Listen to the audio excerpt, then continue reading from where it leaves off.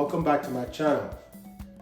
For those of you who have had time to watch some of my videos, you'll see that I don't speak to try to please anyone.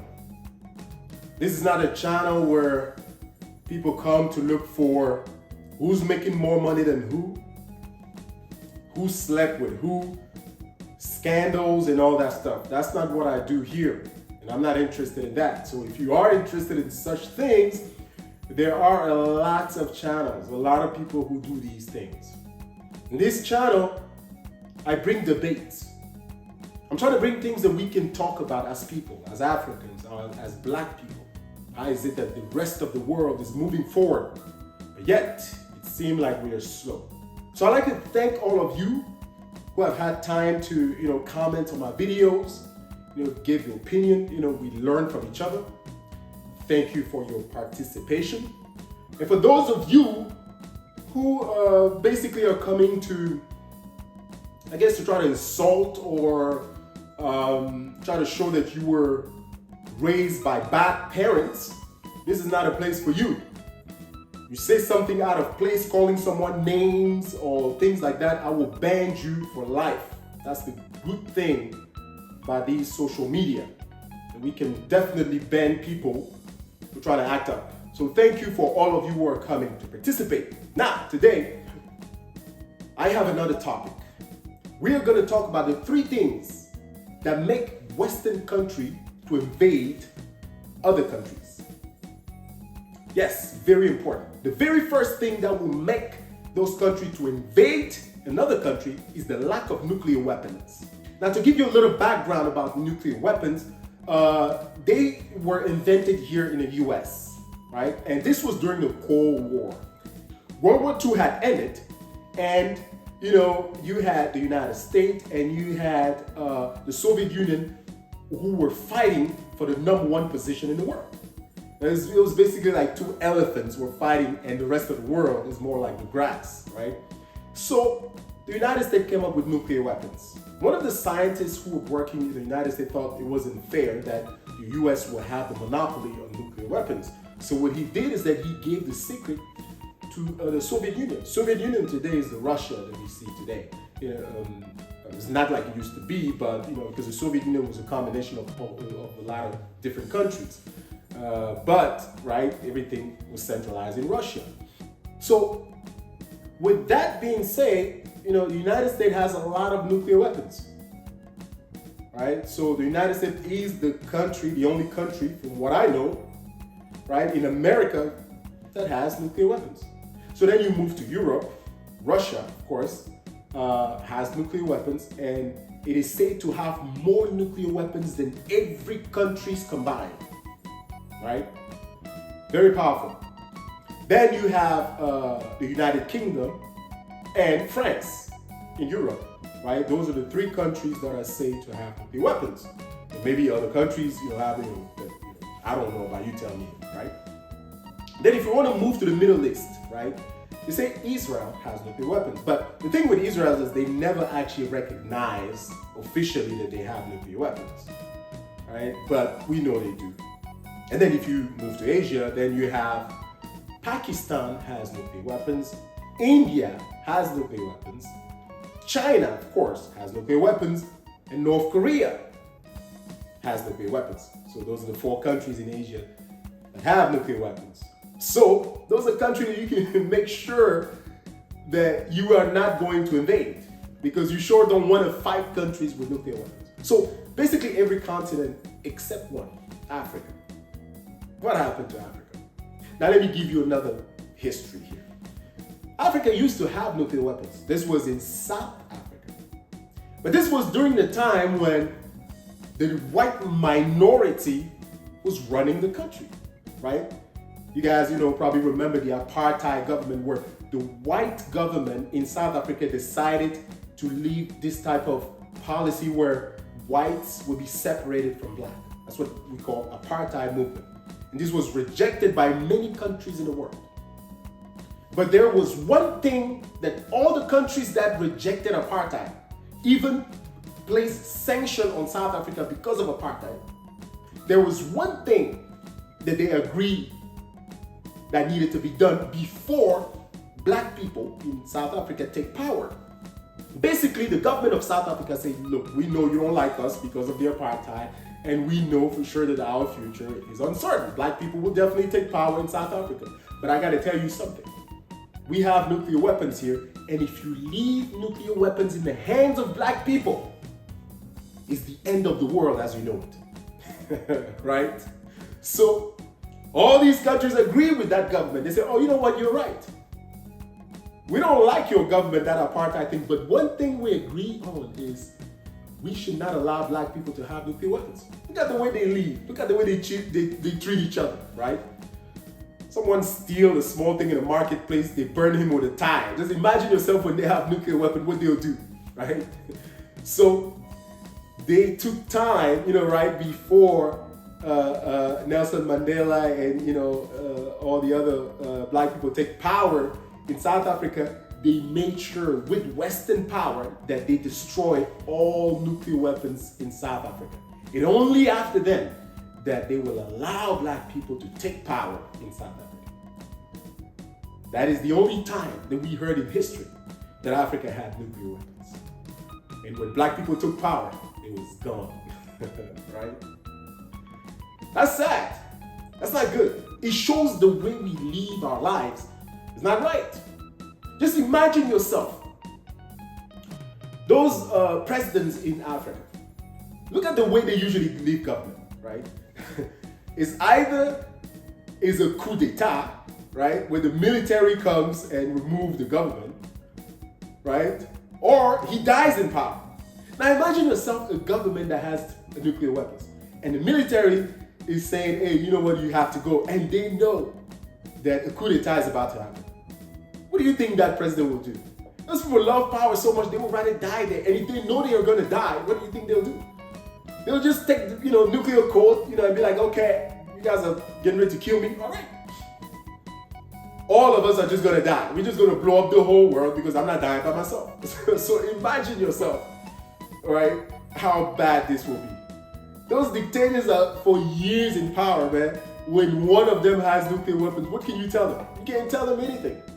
But this is one of the reasons why countries are not invaded. Nuclear weapons help protect a country from invasion, right? But in order for a country to have this type of weapon, we have to make sure that the country is responsible. The way we treat people in Africa and these third world countries is not right. You cannot have nuclear weapons.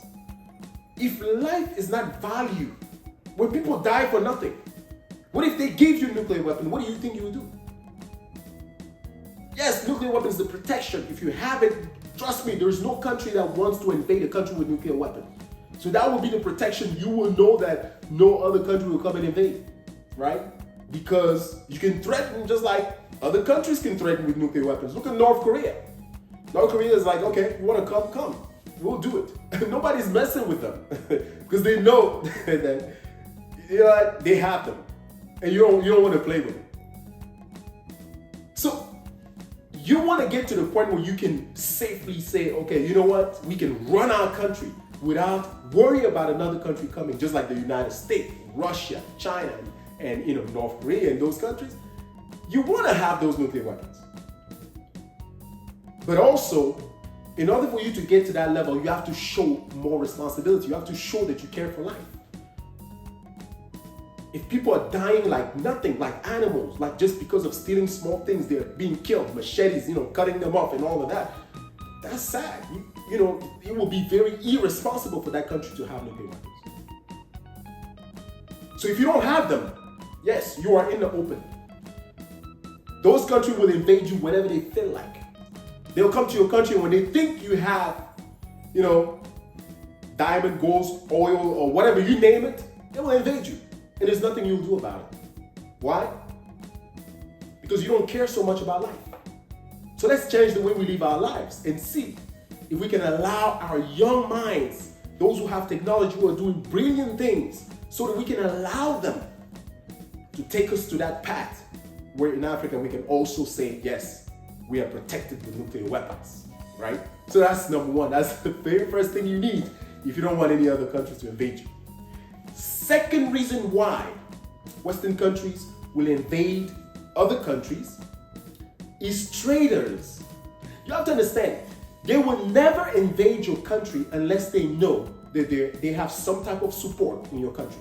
This has always happened. Look at the history. You can go back. You can look at South America, Africa, Asia. In every country where they have invaded, it is always traders, either opposition party that are running for an election or something like that go ahead and call them to come and invade. This is how they do this.